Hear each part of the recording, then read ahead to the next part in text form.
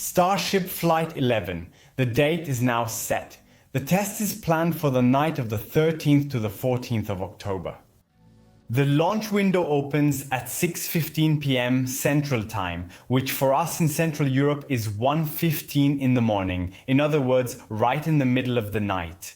SpaceX has already put the live stream up on X, and we at Mars Chronicles will of course be streaming live alongside it. Tune in, it's going to be epic. But those aren't the only SpaceX news I have for you today.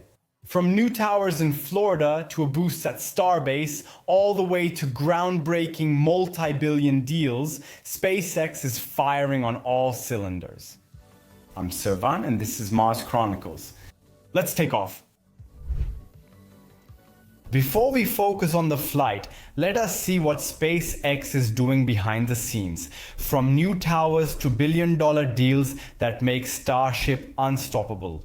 Let's dive deeper into the construction sites that underline SpaceX's ambitions.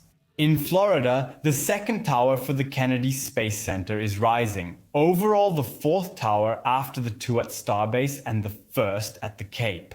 At least 5 modules have already been completed, and materials for more segments are piling up at Roberts Road. The big question the community is debating: will it be a dedicated new tower for Space Launch Complex 37 or a pure catch tower at Pad 39 Alpha? Both options make perfect sense since SpaceX is aiming for high cadence. Daily launches are the goal, actually even multiple launches per day. In any case, the new tower has pre-installed mounting brackets for a ship supply arm. That suggests it's a launch and landing tower.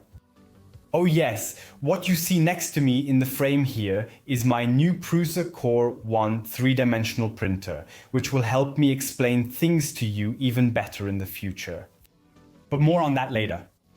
At Pad 39 Alpha, the flame trench is almost complete. One half of the cooled flame deflector wedge is already installed to handle the immense heat of the Raptor engines. The tank farm is expanding rapidly with new pumps, tanks, and pipelines that are intended to enable fast fueling operations. A water deluge system is also being installed, using water streams to reduce sound and heat. Essential for sustainability and quick turnarounds. In a mobile white tent at the Cape, the launch table is being built, including new chopsticks for catching. The supply arm for the chip is also being manufactured here. Everything indicates that SpaceX is building a production machine here that will overshadow the Falcon era. And yet the Falcon era wasn't or isn't too shabby either. The Giga building in Florida is also shooting up. The first supporting central elements are in place, large areas have been concreted, and with 4 tower cranes being assembled, the pace remains high. It will be massive, with space for 24 simultaneous assemblies, but still only about half the size of the iconic vehicle assembly building around the corner. Efficient and functional. A new area is being created. A factory is to produce boosters and ships on site to shorten transport routes and reduce costs. But apart from some grading work, there's no sign of it yet. At Space Launch Complex 37, demolition of the old Delta IV heavy facilities is in full swing. Everything is being demolished and hauled away to make room for Starship infrastructure. If we see foundation work for a tower here soon, then we'll have our clue as to where the new tower will be built. If not, we should soon see a new foundation for the catch tower at Pad 39A. At Space Launch Complex 40, they are pushing Falcon 9 cadence to an impressive 120 launches per year, with a new landing zone right next door. The official environmental assessment by the FAA found no significant impacts, and SpaceX hasn't hesitated. Work has begun, including soil compaction and foundations. This is necessary because Landing Zone 2 will soon expire and Landing Zone 1 has already been decommissioned. The boosters must return without causing major disruptions to ongoing operations. Meanwhile, at Starbase, Pad 2 is nearing completion with ongoing tests of the deluge system. Unlike Pad 1, it pumps the water back into the tanks, saving resources and minimizing environmental impact. because the water used here is drinking water quality, at least when it is delivered. Salt water is unusable for these purposes. It definitely reduces the need to deliver fresh water by tanker truck. Remember that, because it will be important later. That's a pattern that runs throughout the entire program.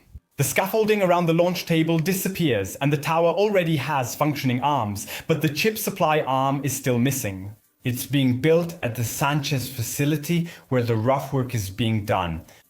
Estimates for when Pad 2 will be operational range from November to April, take off, and then my gut feeling is that we'll get a very special Christmas present this year.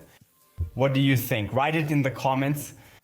Here at Starbase, a colossal Geiger building is also rising with 24 workstations, foundations for elevators, and 4 tower cranes similar to Florida. For parallel production of boosters and ships, in Massey's, refurbishment after the accident with Ship 36 is in full swing, but the facility remains in use. 2 Block 3 booster test tanks with new hot stage adapters are there and are being tested to the hilt. The new construction is more robust, with reinforced structures and better positioned facilities. SpaceX learns from every mishap, typical of their iterative philosophy. Now we've looked at the progress in both Florida and Texas. But these 2 production and launch facilities are not isolated from each other. Starbase in Texas will be able to roll out large numbers of ships and boosters long before the Cape can. And until the Star Factory in Florida is ready, the vehicles will come out of Texas. The transport between the Cape and Starbase by barge, christened "You Will Thank Me Later," as in "You will thank me later, Elon," pure humor. On the day of the naming post, he was launched. Kiko Donchev of SpaceX confirmed that vehicles will first be transported individually and horizontally, later in groups. These renderings by Mukafish show how boosters and ships safely sail across the Gulf. So far, we haven't seen either a ship or a booster in a horizontal position, at least not intentionally. That's what we're here for. They're actually not made for that, are they? But starting from Block 3, that will have to be possible, otherwise the plan here won't really work. That gives us time to build the Star Factory at the Cape while launches are being carried out at both locations. Smart, because it decouples production from launches. It also means the launch facilities at the Cape will be operational soon. If I had to guess, I would say the third quarter of 2026. And now to testing. Ship 38 has aced a static fire. The adapter and the provisional lines have been removed. Everything points to success. The heat shield looks flawless. This time, some tiles will again be deliberately left out to test critical areas. But fewer experiments will be conducted than on Flight 10. I guess the metallic tiles probably weren't a particular success.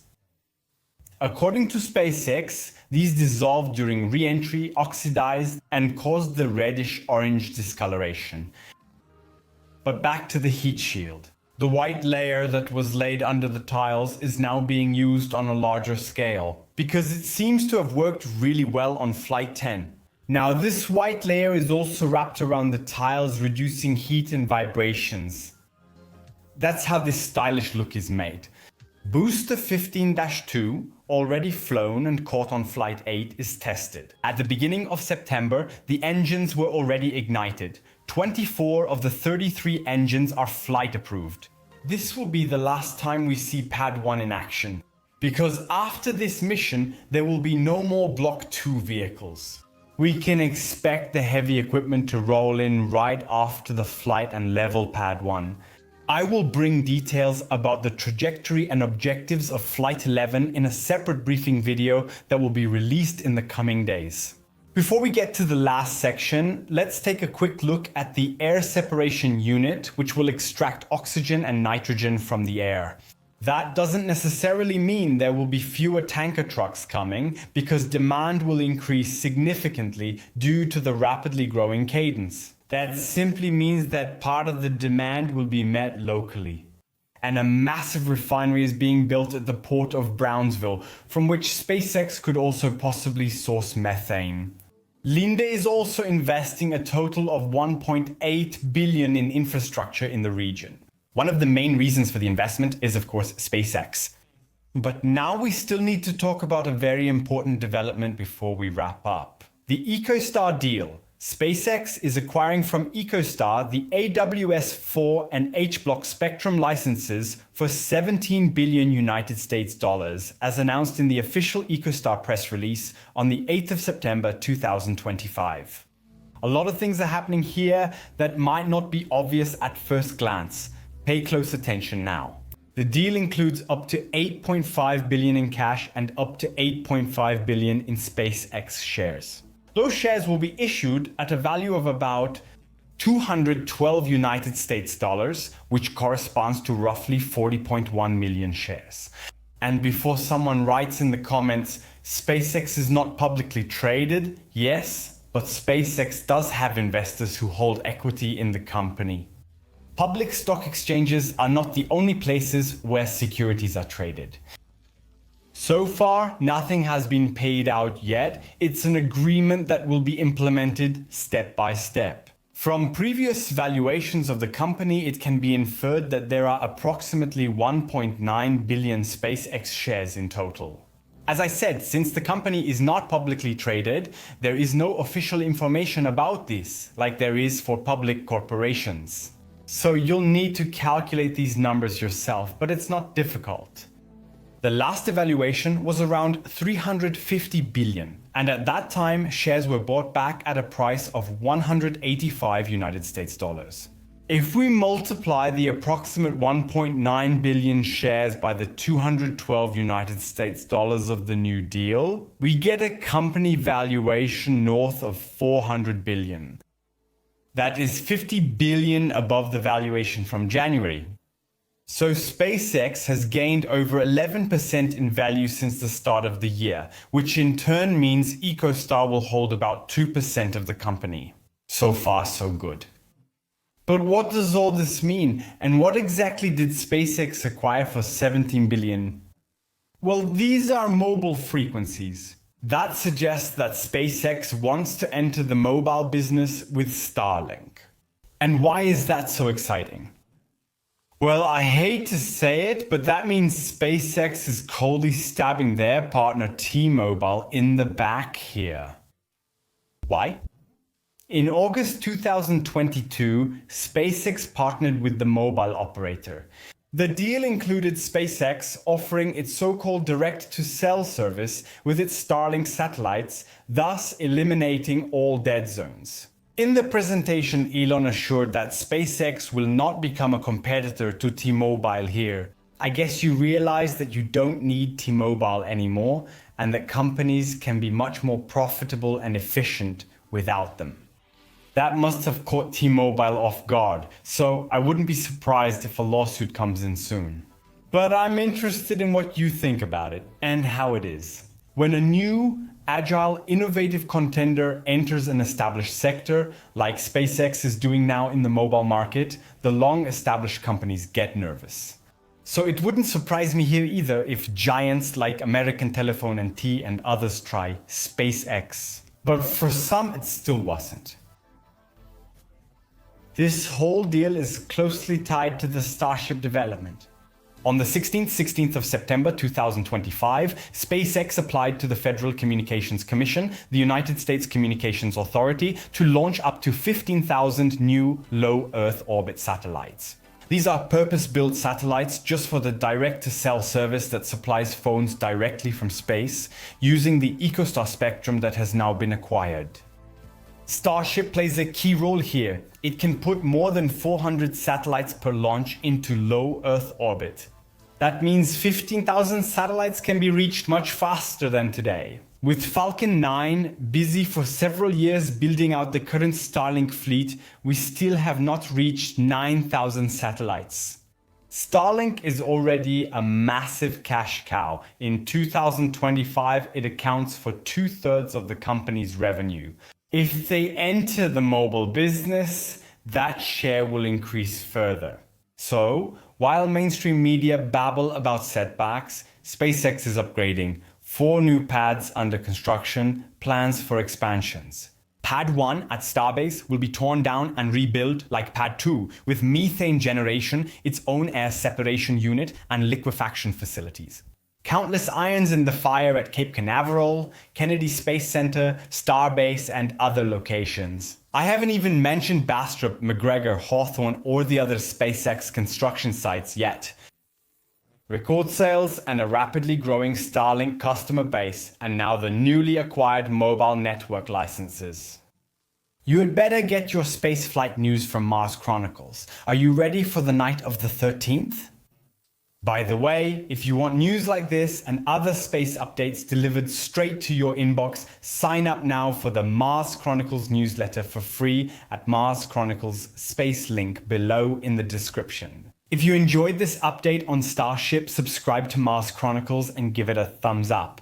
A huge thank you goes to all channel members and Patreon supporters. If you also want early access to our videos, you will find all the information about that below in the video description. My name is Servan, and that was Mars Chronicles. Thanks for tuning in. Per aspera ad astra.